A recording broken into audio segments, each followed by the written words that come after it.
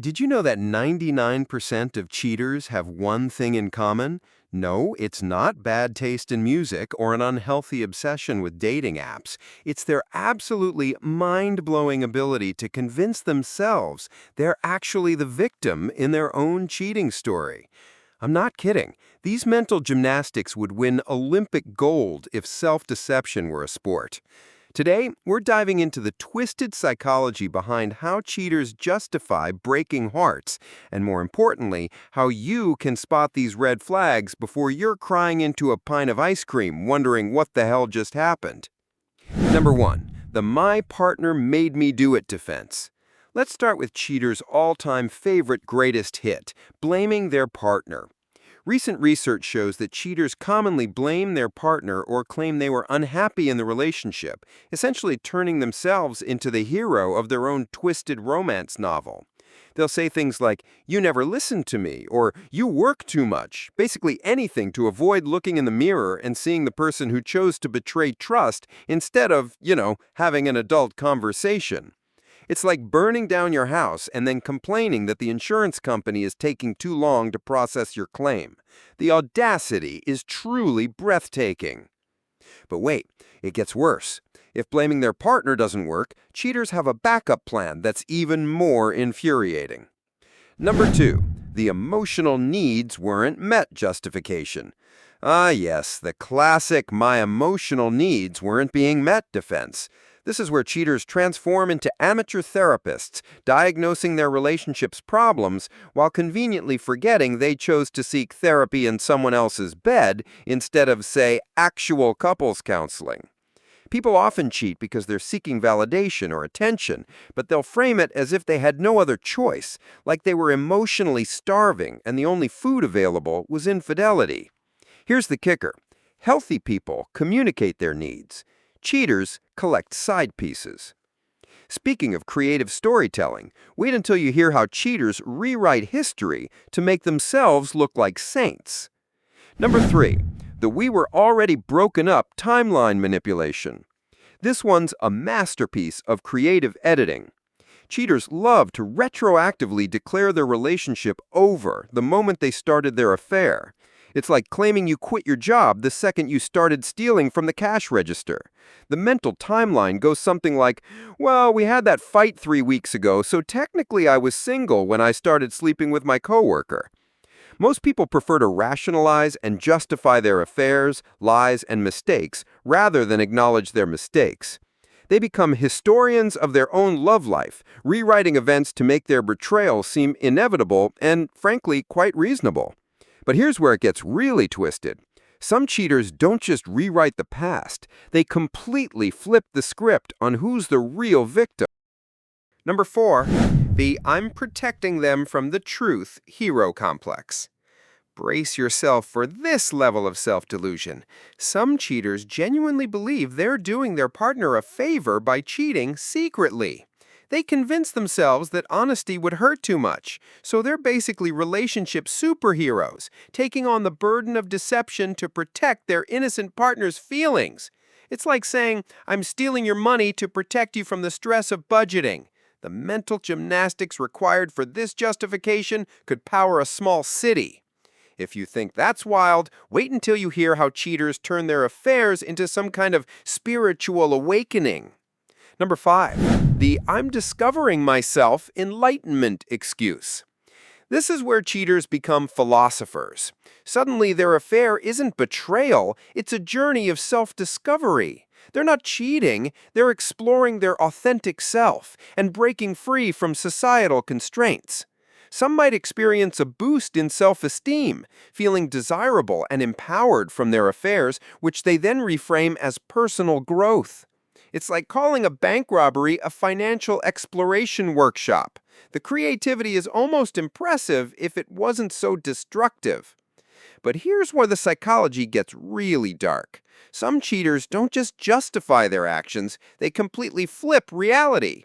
Number 6, the "everyone does it" normalization strategy. When all else fails, cheaters love to pretend that infidelity is basically as common as drinking coffee. They'll cite statistics, mention celebrity scandals, or claim that monogamy isn't natural anyway. This is their way of making their betrayal seem like no big deal, just another Tuesday in the modern dating world. Statistics show that 35% of women and 45% of men admit to have had an emotional affair. But using these numbers to justify personal betrayal is like justifying speeding because everyone does 10 over the limit. Just because behavior exists doesn't make it acceptable in your specific relationship. Now here's where spotting these justifications early becomes crucial, because cheaters have a sneaky way of testing the waters. Number 7, the hypothetical scenario testing phase. Before cheaters fully commit to their mental gymnastics routine, they often test their justifications on their partners. They'll bring up hypothetical scenarios or ask leading questions like, what if someone cheated because they felt neglected? Or, do you think emotional affairs are really cheating? This is like a bank robber asking the security guard about the alarm system's weaknesses. Purely theoretical, of course. If your partner suddenly becomes fascinated with the ethics of infidelity, your internal alarm bell should be ringing louder than a fire truck. But here's the really insidious part. Some cheaters don't just prepare mentally, they start building their justification while they're actively betraying you. Number 8, the collecting evidence documentation strategy. This is where cheaters become CSI investigators of their own relationships. They start mentally cataloging every argument, every time you were tired, every moment you weren't your best self. They're building a case file to justify their upcoming betrayal. See, you forgot our anniversary in 2019. Clearly this relationship was doomed. It's like keeping a diary of every time your roommate left dishes in the sink to justify burning down the apartment. The logic is, well, there isn't any.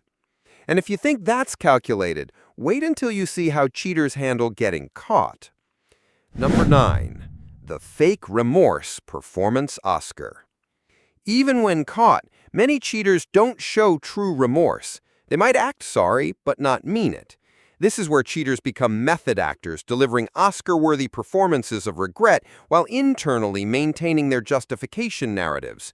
They'll cry, they'll beg, they'll promise to change, but in their minds, they're still the misunderstood hero who had no choice.